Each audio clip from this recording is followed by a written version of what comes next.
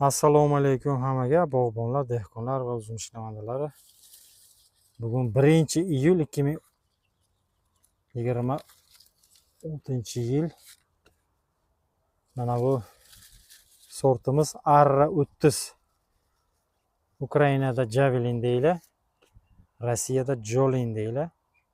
Arra 30. Erta pishar, oq kishmish. Erta pishar, oq kishmish, mana shunaqa barglar bo'ladi. Arra 30 ni barglarini shunaqa bo'ladi mana. Kimga agar o'sha qiziq bo'lsa, solishtirib ko'rish mumkin. Mana bu hosillari mana. Endi nasib bo'lsa, iyullardagi pishib qolsa, keyin yana bir obzor qilamiz mana. Xullas ana shunaqa.